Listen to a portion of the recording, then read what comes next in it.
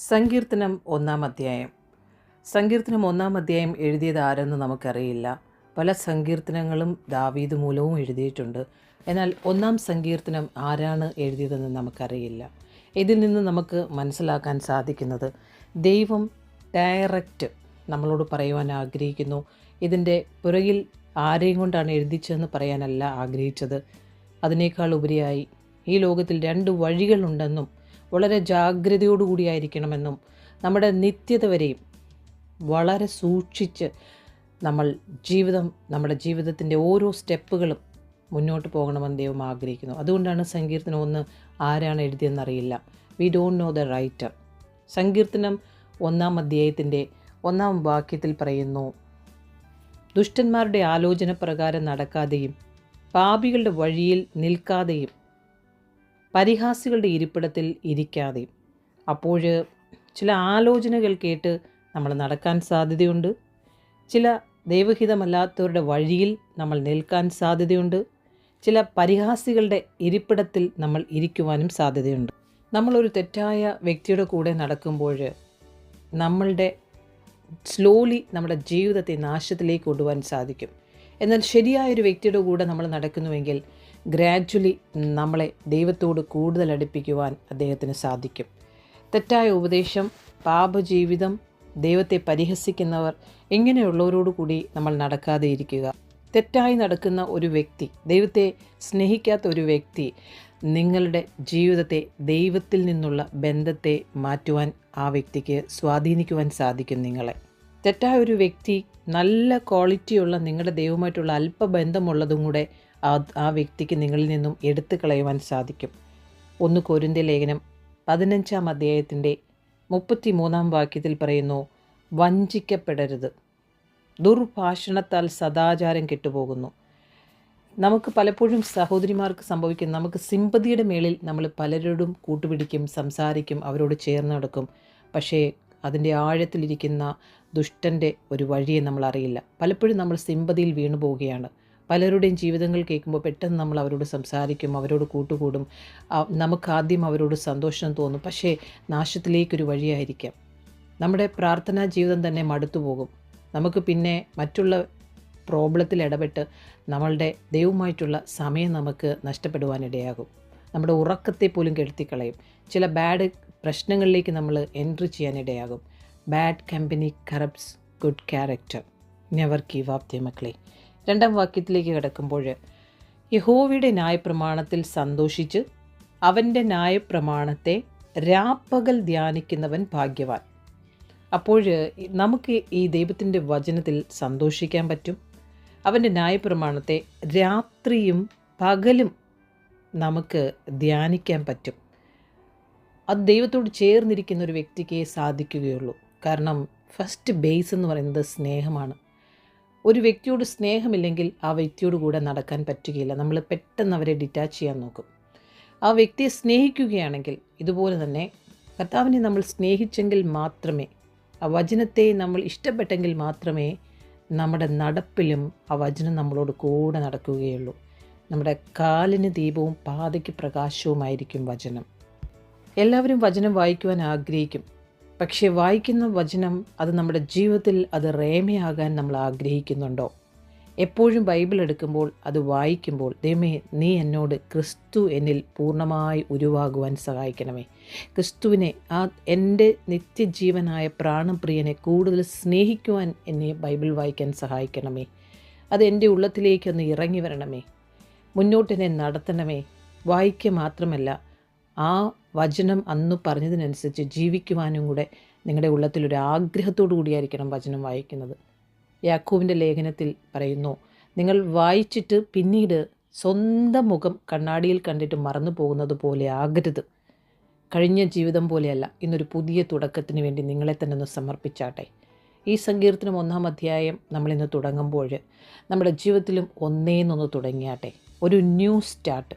ചിലപ്പോൾ നിങ്ങളുടെ ഹസ്ബൻഡായിരിക്കാം, വൈഫായിരിക്കാം, കർത്താവിനെ ഇതുവരെയും അറിയാത്തവരായിരിക്കാം. ഒരു പുതിയ സ്റ്റാർട്ട് ചെയ്യാൻ ആഗ്രഹിക്കുന്ന ഏവർക്കും ഈ സങ്കീർത്തനത്തിൻ്റെ ഈ പഠനം നിങ്ങൾക്ക് വളരെ അനുഗ്രഹമായിരിക്കും. നെവർ ഗിവ് അപ്പ് എന്ന് ആദ്യം തന്നെ പറയുക. നിങ്ങളുടെ തലമേൽ കൈവച്ച് പറഞ്ഞാട്ടെ, ഞാൻ ഉറച്ചു നിൽക്കും. വീര്യം പ്രവർത്തിക്കും. ഞാനൊരു നീതിമാനായി ജീവിച്ച് എൻ്റെ ജീവിതം ദൈവത്തോട് ചേർന്ന് അവസാനിപ്പിക്കും. ഈ ലോകവും ഒന്നും ശാശ്വതമല്ല.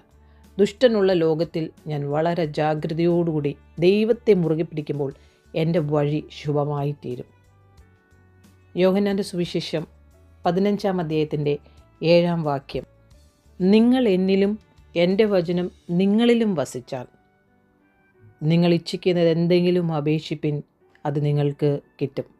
അപ്പം നിങ്ങൾ എന്നിൽ വസിക്കണം, എൻ്റെ വചനം നിങ്ങളിൽ വസിക്കണം. അപ്പം നമ്മൾ അവനോട് കൂടെ ചേർന്ന് നടക്കുന്നു എന്നുള്ള പൂർണ്ണ വിശ്വാസം നമുക്കുണ്ടായിരിക്കണം. നമ്മുടെ ആഗ്രഹം അതായിരിക്കണം. അങ്ങനെയെങ്കിൽ നമ്മൾ വായിക്കുന്ന വചനം നമ്മുടെ ഉള്ളത്തിൽ വസിക്കും. എന്നിട്ട് നമ്മൾ ആഗ്രഹിക്കുമ്പോൾ ലോകപ്രകാരമുള്ള നമ്മുടെ ഇഷ്ടത്തിലുള്ളൊരാഗ്രഹം നമ്മൾ ഒരിക്കലും പറയത്തില്ല. കാരണം നമ്മുടെ ഇഷ്ടം പിന്നെ നിൻ്റെ ഇഷ്ടമെന്ന് പറയാനിടയാകും.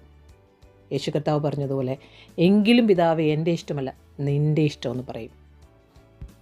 3-ാം വാക്യം, അവൻ ആറ്റിരികത്ത് നട്ടിരിക്കുന്നതും തക്ക കാലത്ത് ഫലം കായ്ക്കുന്നതും ഇല വാടാത്തതുമായ വൃക്ഷം പോലെ ഇരിക്കും. അവൻ ചെയ്യുന്നതൊക്കെയും സാധിക്കും. നമ്മളെപ്പോഴും ആഗ്രഹിക്കുന്നത് യിരെമ്യാവിൻ്റെ പുസ്തകം 17-ാം അധ്യായത്തിൻ്റെ 7-8 വാക്യങ്ങളിൽ അപ്രകാരമാണ് നമ്മൾ ചിന്തിക്കുന്നത്. തീർച്ചയായിട്ടും ദൈവം ആഗ്രഹിക്കുന്നത് നമ്മൾ ശാന്തമാകണം, നമ്മൾ വളരണം, നമ്മളിലൂടെ ഫലം കായ്ക്കണം. അത് നദിക്കരയിൽ നട്ടിരിക്കുന്ന വൃക്ഷം പോലെ ഇരിക്കണം. നിങ്ങളൊന്ന് വിഷ്വലൈസ് ചെയ്താട്ടെ. നദിക്കരയിൽ ഇരിക്കുന്ന ഒരു വൃക്ഷം ഒരിക്കലും ഡ്രൈ ആയിട്ടിരിക്കത്തില്ല. യിരെമ്യാവിൻ്റെ പുസ്തകം 17-ന്റെ 7 മുതലുള്ള വാക്യങ്ങളിൽ, യഹോവയിൽ ആശ്രയിക്കുകയും യഹോവ തന്നെ ആശ്രയമായിരിക്കുകയും ചെയ്യുന്ന മനുഷ്യൻ ഭാഗ്യവാൻ. അവൻ വെള്ളത്തിനരികെ നട്ടിരിക്കുന്നതും ആറ്റരികെ വേരൂന്നിയിരിക്കുന്നതുമായ വൃക്ഷം പോലെയിരിക്കും. ഉഷ്ണം തട്ടുമ്പോൾ അത് പേടിക്കയില്ല, അതിൻ്റെ ഇല പച്ചയായിരിക്കും. വരൾച്ചയുള്ള കാലത്തും വാട്ടം തട്ടാതെ ഫലം കായ്ച്ചുകൊണ്ടേയിരിക്കും. ഹല്ലേലൂയ. സോ ദൈവം നമ്മളിലൂടെ ആഗ്രഹിക്കുന്നത് ഓരോ ദൈവപൈതലും ഇങ്ങനെ വളരണമെന്നാണ്. പക്ഷേ പലപ്പോഴും നമുക്ക് സാധിക്കുന്നില്ല. നമ്മുടെ ഹൃദയത്തിൽ നിന്നും നിരാശകളും പ്രശ്നങ്ങളും ഡ്രൈ ആയിട്ടുള്ള വാക്കുകളും എല്ലാം വരും. അതിന് നിങ്ങൾക്ക് ഈ വേദപുസ്തകത്തിൽ നിന്ന് തന്നെ ഒരു മനുഷ്യൻ്റെ ജീവിതത്തിൻ്റെ അനുഭവത്തെ പറയുവാൻ ആഗ്രഹിക്കുന്നു. നമുക്കറിയാം യോബിനെക്കുറിച്ച്. യോബിൻ്റെ ജീവിതത്തിൽ 42-ാം അധ്യായത്തിൻ്റെ 7 മുതലുള്ള വാക്യങ്ങളിൽ, അതിൻ്റെ 11 വരെയുള്ള വാക്യങ്ങളിൽ ഈ കഷ്ടം അനുഭവിച്ച യോബിൻ്റെ സന്തോഷത്തിൻ്റെ ദിനങ്ങളാണ്. സകലതും മടക്കി കൊടുക്കുകയാണ്. കാരണം ഇത്രയും 42-ാം അധ്യായം വരെ നമ്മളോട് ഓരോരുത്തരോടും സംസാരിക്കുകയാണ്. ഈ 42-ാം അധ്യായം വരെയും നടന്നു വന്ന യോബ് എത്ര താഴ്ചയിലൂടെയും ഉയർച്ചയിലൂടെയും ഇടുക്ക് വഴികളിലൂടെയും പ്രശ്നത്തിലൂടെയും ആണ് കടന്നെത്തിയിട്ടാണ് ഇവിടെ വന്നിട്ട് പറയുന്നത്, ഞാനിപ്പോൾ അവനെ അറിയുന്നുവെന്ന്. ഹല്ലേലൂയ. എന്നിട്ട് ദൈവം അവനോട് പറയാണ്, ഞാൻ എൻ്റെ വർത്തമാനം ഇവിടെ നിർത്തുകയാണ്. ദൈവത്തിൻ്റെ സംസാരം അവിടെ തീരുകയാണ് യോബുമായിട്ട്. ഇത്രയും സമയം സംസാരിച്ചു. എത്ര അവൻ്റെ കൂട്ടുകാരുണ്ടായിരുന്നു. അവരോടെല്ലാവർക്കും ദൈവം ഒരു ശാസന കൊടുക്കുകയാണ്. നിങ്ങൾ ഒന്നും അവനെ സന്തോഷിപ്പിക്കാൻ ഇടയായില്ല. അതുകൊണ്ട് നിങ്ങൾ എന്ത് ചെയ്യണം? നിങ്ങൾ പോയി അവനോട് പ്രാർത്ഥിക്കാൻ പറയാൻ.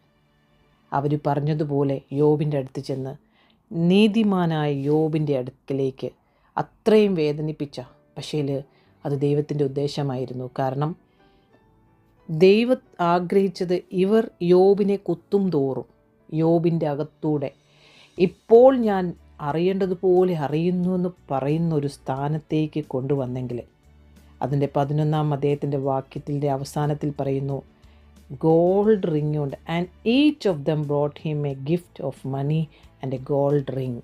സ്വർണം കൊണ്ടുള്ള മോതിരവും കൊണ്ടുവന്നു. അവന് ഗിഫ്റ്റുകൾ കൊണ്ടുവന്നു. ഒരു സമയത്ത് റെസ്റ്റ്ലെസ്സായി വേദനിപ്പിച്ച് വല്ലാത്ത അവസ്ഥയിലൂടെ പോയ യോബ് ഇന്ന് എല്ലാവരും മടങ്ങി വന്നു. ദൈവം അതിനിടയാക്കി. യോബിൻ്റെ പേഷ്യൻസ്. യോബ് തൻ്റെ പ്രശ്നത്തിൽ ദൈവത്തോട് സംസാരിച്ചുകൊണ്ടേയിരുന്നു. അവനെ കുത്തും തോറും അവൻ ദൈവത്തോട് സംസാരിച്ചു. കാരണം ദൈവം ഒരു തീരുമാനമെടുത്തിരുന്നു. കാരണം പിശാച് വന്ന് ചോദിക്കുന്നുണ്ട് യോബിനെ തകർക്കുവാനായിട്ട്. അപ്പോൾ ദൈവം അവനോട് പറഞ്ഞു, വളരെ ശ്രദ്ധിക്കണമേ ദൈവജനമേ.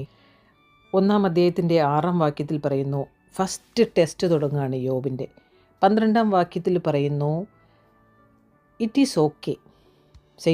സാത്താനോട് പറയാണ്, പക്ഷെ ഒരു കാര്യമുണ്ട്, നീ അവൻ്റെ എല്ലാത്തിലും തൊട്ടോളൂ, but don't harm him physically. അവൻ്റെ ആത്മാവിനെ തുടരുത്. വേറെ എന്തും നിനക്ക് നമുക്ക് മിസ്അണ്ടർസ്റ്റാൻഡ് പറ്റുന്ന ദൈവമക്കൾക്ക് ചോദ്യത്തിൻ്റെ ജാതികൾ നമ്മളോട് ചോദിക്കുമ്പോൾ നമുക്ക് പറ്റുന്ന തെറ്റിവിടെയാണ്. അവൻ്റെ മേൽ മാത്രം കൈയേറ്റം ചെയ്യരുതെന്ന് കൽപ്പിച്ചു. സോ അവൻ്റെ മേൽ കൈയേറ്റം ചെയ്യരുതെന്ന് പറഞ്ഞാൽ അവനെന്ന് പറയുന്നത് ശരീരമല്ല, അവനെന്ന് പറയുന്നത് അവൻ്റെ അകത്തിരിക്കുന്ന ഒരു സോൾ, അവൻ്റെ അകത്തിരിക്കുന്ന ഒരു ആത്മാവുണ്ട്. ഹല്ലേലൂയ. സോ അവൻ്റെ മേൽ മാത്രം കൈവയ്ക്കരുതെന്ന് പറഞ്ഞാൽ യോബെന്ന് പറയുന്നത് ശരീരമല്ല, യോബെന്ന് പറയുന്നത് പൊടിയിൽ നിന്നും എടുത്ത ഒരു ശരീരമാണത്. ഒരു ഔട്ടർ ഷെല്ലാണ്. അവിടെ മാത്രമേ പിശാചിന് തൊടുവാൻ അനുവാദമുള്ളൂ. അവനെ മാത്രം നീ തുടരുന്ന കയ്യേറ്റം ചേരുന്ന കൽപ്പിച്ചത്. അങ്ങനെ സാത്താൻ യഹോവയുടെ സന്നിധി വിട്ട് പുറപ്പെട്ടെന്നാണ്. സോ നമ്മുടെ ശരീരത്തിൽ വരുന്ന ബലഹീനതകളെ അല്ലെങ്കിൽ രോഗങ്ങളെയൊക്കെ കണ്ടുകൊണ്ട് ദൈവത്തെ നമ്മൾ കുറ്റം വിധിക്കരുത്. അവിടെയും നമ്മൾ ദൈവത്തോട് ചേർന്നിരിക്കുക, കർത്താവിനോട് പ്രാർത്ഥിക്കുക. ഇതൊന്നും നമ്മളെ ഈ ലോകത്തിൽ നിന്നും വാഴ്ചകൾക്കോ അധികാരത്തിനോ ലോകത്തിനോ ഒന്നും നമ്മളെ ദൈവത്തിൽ നിന്നും മാറ്റാൻ അനുവദിക്കരുത്. നമ്മൾ ദൈവത്തിൻ്റെ സ്നേഹത്തിലേക്ക് കടന്നു വരേണ്ട സമയമാണ്. നമുക്കൊത്തിരി ചോദ്യങ്ങളുണ്ട് മറ്റുള്ളവരെ കണ്ടുകൊണ്ട്. ആരെയും നോക്കി കർത്താവിനെ സ്നേഹിക്കരുത്. അവൻ്റെ വചനം എന്തു പറയുന്നു, നിൻ്റെ ഹൃദയത്തിലേക്ക്, എൻ്റെ ഹൃദയത്തിലേക്ക് അത് ആഴ്ന്നിറങ്ങണം. ഇത് മനസ്സിലായി ഞാൻ പൂർണ്ണമായി വിശ്വസിക്കുന്നു. അതുകൊണ്ടാണ് ഇവിടെ സങ്കീർത്തനത്തിൽ എഴുതിയിരിക്കുന്നത്, അവൻ ഇല വാടാത്തതായ വൃക്ഷം പോലെ ഇരിക്കും, അവൻ ചെയ്യുന്നതൊക്കെയും സാധിക്കും. നീ ശാന്തമാകും കർത്താവിലേക്ക് അടുക്കുമ്പോൾ, നീ വളരും, നിന്നിൽ ഫലമുണ്ടാകും, അത് നദിക്കരയിലെ വൃക്ഷം പോലെ ഇരിക്കും. യോഹന്നാൻ 15-ാം അധ്യായത്തിൻ്റെ 5-ാം വാക്യം, ഞാൻ മുന്തിരിവള്ളിയും നിങ്ങൾ കൊമ്പുകളുമാകുന്നു. ഒരുത്തൻ എന്നിലും ഞാൻ അവനിലും വസിക്കുന്നുവെങ്കിൽ അവൻ വളരെ ഫലം കായ്ക്കും. ഞാൻ മുന്തിരിവള്ളിയും നിങ്ങൾ കൊമ്പുകളാണ്. ഒരുത്തൻ എന്നിലും ഞാൻ അവനിലും വസിക്കുന്നുവെങ്കിൽ, ദൈവത്തിൻ്റെ വചനത്തിൽ വിശ്വസിക്കുന്നുവെങ്കിൽ നമുക്കൊരു വിശ്വാസ ജീവിതമുണ്ട്. അവൻ വളരെ ഫലം കായ്ക്കും. Without Jesus no fruit, with Jesus much fruit. അതിന് നമുക്ക് അവസാനം വരെയും ടെസ്റ്റുണ്ട്, ശോധനയുണ്ട്. യോബിനെ കടത്തിവിട്ടതുപോലെ പല പ്രതികൂലങ്ങളിലൂടെയും നമ്മൾ കടന്നു പോകും. പക്ഷെ അവിടെയും നീ മുറുകെ പിടിച്ചാൽ നഷ്ടപ്പെട്ടതിനെല്ലാം യോബിന് തിരിച്ചു കൊടുത്ത ദൈവം സർവശക്തനെന്ന് അവൻ അറിഞ്ഞുവെങ്കിൽ നമുക്ക് എത്രയോ ഡെപ്തുകൾ യോബിൻ്റെ ജീവിതത്തിലൂടെ നമുക്ക് പഠിക്കുവാൻ കിട്ടി. 4-ാം വാക്യത്തിൽ പറയുന്നു, ദുഷ്ടൻ അങ്ങനെയല്ല, അവർ കാറ്റുപാറ്റുന്ന പതിർ പോലെ അത്രേ. ദുഷ്ടന് സ്റ്റെബിലിറ്റി ഇല്ല, അവന് ഫ്യൂച്ചറില്ല, അവന് സ്ഥിരതയുമില്ല, അവൻ പൊടി പോലെയുള്ളൂ, അവൻ പറന്നു പോകും, പൂ പോലെ വാടിപ്പോകും, അവന് ഭാവിയില്ല. ഇങ്ങനെയുള്ളവരാണ് സ്ഥിരത ഇല്ലാത്താക്കുവാൻ, നമ്മളുടെ വിശ്വാസ ജീവിതത്തെ നശിപ്പിക്കുവാനായി വളരെ ജാഗ്രതയോടുകൂടി എല്ലാത്തിലും പോയി തലവയ്ക്കാതെ വിശ്വാസികൾ വിജിലൻ്റായിരിക്കുക. 5-ഉം 6-ഉം വാക്യങ്ങളിൽ പറയുന്നു, ആകയാൽ ദുഷ്ടന്മാർ ന്യായവിസ്താരത്തിലും പാപികൾ നീതിമാന്മാരുടെ സഭയിലും നിവർന്നു നിൽക്കുകയില്ല. Your path decides your future. നിങ്ങളുടെ വഴി നിങ്ങളുടെ ഭാവിയെ നിശ്ചയിക്കും. ദൈവം നീതിമാനെ അറിയുന്നു എന്നാണ്. 6-ാം വാക്യം, യഹോവ നീതിമാന്മാരുടെ വഴി അറിയുന്നു, ദുഷ്ടന്മാരുടെ വഴിയോ നാശകരമാകുന്നു. ദൈവം ഓൾവേസ് ഒരു നീതിമാൻ്റെ വഴിയെ പ്രൊട്ടക്റ്റ് ചെയ്യാൻ ആഗ്രഹിക്കുന്നു, സംരക്ഷിക്കാൻ ആഗ്രഹിക്കുന്നു. എന്നാൽ ഒരു ദുഷ്ടൻ്റെ വഴി അത് നാശത്തിലേക്കായിരിക്കും പോകുന്നത്. അവർ പോലും അറിയുന്നില്ല. പക്ഷെ നമ്മൾ വെളിച്ചത്തിൻ്റെ മക്കളാണെങ്കിൽ വീണ്ടും ഇരുട്ടിലൂടെ പോകുന്ന മനുഷ്യനെ ഫോളോ ചെയ്യരുത്. മത്തായി സുവിശേഷം 7-ാം അധ്യായത്തിൻ്റെ 13 മുതൽ 14 വരെയുള്ള വാക്യങ്ങളിൽ, ഇടുക്കുവാതിലിലൂടെ അകത്ത് കടപ്പിൻ, നാശത്തിലേക്ക് പോകുന്ന വാതിൽ വീതിയുള്ളതും വഴി വിശാലവും, അതിൽ കൂടി കടക്കുന്നവർ അനേകരുമാകുന്നു. എന്നാൽ ജീവങ്കിലേക്ക് പോകുന്ന വാതിൽ ഇടുക്കവും വഴി ഞെരുക്കവുമുള്ളത്, അത് കണ്ടെത്തുന്നവർ ചുരുക്കമത്രേ. നമ്മൾ ആ ചുരുക്കക്കാരായിരിക്കട്ടെ. വിശാല വഴിയിലൂടെ അനേകർ പോകുന്നു, എന്നാൽ ഇടുക്കു വഴിയിലൂടെ ചുരുക്കം ചിലർ. സാരമില്ല, ഈ ഭൂമിയിൽ നമ്മളിന്ന് കഷ്ടം അനുഭവിക്കുന്നെങ്കിൽ അന്ന് നമ്മൾ സന്തോഷിക്കും. There is a narrow way, there is a wide way. Narrow വേയുടെ, ഇടുക്ക് വഴിയുടെ അന്ത്യമെന്ന് പറയുന്നത് നിത്യജീവനാണ്. വിശാലമേറിയ വഴിയുടെ അവസാനമെന്ന് പറയുന്നത് നിത്യനരകം, നിത്യനാശമാണ്. അതുകൊണ്ട് ബി കെയർഫുൾ. ആരെയാണ് നിങ്ങൾ ഫോളോ ചെയ്യുന്നത്? എന്താണ് നിങ്ങൾ കേൾക്കുന്നത്? കേൾപ്പാൻ ചെവിയുള്ളവൻ കേൾക്കട്ടെ. യേശു കർത്താവുമായി, വചനവുമായി കണക്റ്റായിരിക്കുക. ഒരു സൺഡേ ബിലീവറായിരിക്കാതെ വല്ലപ്പോഴും കേൾക്കുമ്പോൾ ആമേനും സ്തോത്രവും പറയുന്നവരല്ലാതെ നിങ്ങളുടെ ജീവിതത്തിൽ ഒരു ആത്മീയ ജീവിതം, ദൈവത്തോടുള്ള ബന്ധമൊന്ന് വർദ്ധിപ്പിക്കുക. Bible is all about relationship. ദൈവം ഇന്ന് നമ്മളോട് പറയുന്നു, നിങ്ങൾ ആരെയാണ് കേൾക്കുന്നത്? ആരായി തീരാനാണ് നിങ്ങൾ ആഗ്രഹിക്കുന്നത്? ആരെയെങ്കിലും പോലെ അനുകരിക്കുവാൻ ആഗ്രഹിക്കുകയാണോ? നിങ്ങൾ കർത്താവിനെയാണോ സ്നേഹിക്കുന്നത്? നിങ്ങളുടെ ബന്ധം കർത്താവുമായിട്ടാണോ? അതോ ഞായറാഴ്ച മാത്രം പിന്നെ ജോലിക്ക് പോയി വീട്ടിലെ കാര്യങ്ങൾ നോക്കുന്നൊരു വ്യക്തിയാണോ? ഒരു ഫോൺ ചാർജ് ഇല്ലാതിരിക്കുമ്പോൾ ചത്തിരിക്കുന്നത് പോലെ ജീവിതത്തിൽ ദൈവത്തിൻ്റെ വചനം നമ്മുടെ ഹൃദയത്തിലില്ലെങ്കിൽ നമ്മൾ എംറ്റിയാണ്. നത്തിങ്, അതിനകത്ത് ജീവനില്ല. എന്നിട്ട് നമ്മൾ പലതും പറയും. അങ്ങനെയല്ല, നമ്മൾ എഫേർട്ട് എടുക്കണം. വ്യക്തിപരമായി കർത്താവിനെ സ്നേഹിക്കണം.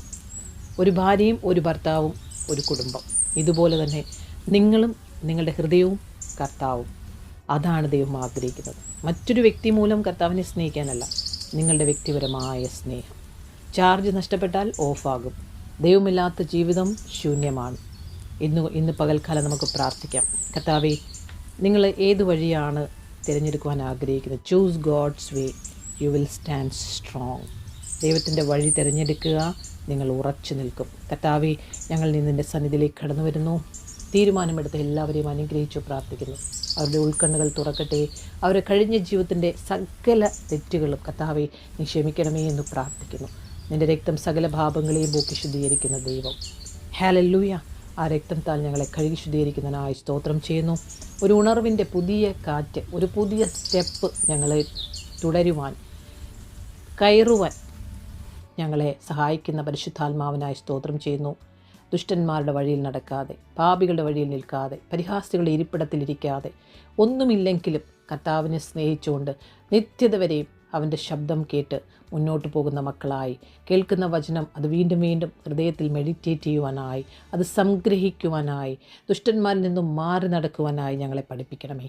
നല്ല വഴിയിലൂടെ നടന്ന് ഞങ്ങൾ അനേകർക്കൊരു ഫലമുള്ള പ്രൊഡക്ഷനായി, ഒരു മരവും തൻ്റെ ഫലം തിന്നാതിരിക്കുന്നത് പോലെ ഞങ്ങളിലൂടെ പുറപ്പെടുന്ന ഓരോ ഫ്രൂട്ട്സുകളും മറ്റുള്ളവർക്ക് ഭക്ഷിക്കുവാൻ തക്ക രീതിയിൽ ഞങ്ങളെ വിശാലതയിലേക്ക് വരുത്തണമേ എന്ന് പ്രാർത്ഥിക്കുക. അതിനായി ഞങ്ങളുടെ വചനധ്യാനം, ഞങ്ങളുടെ പ്രാർത്ഥന, ഞങ്ങളുടെ ഉറ്റിരിപ്പ്, ഞങ്ങളുടെ ജീവിതം തന്നെ എല്ലാം കർത്താവേ സകല ജാഗ്രതയോടും കാക്കുവാൻ ഞങ്ങൾക്ക് കൃപ തരണമേ.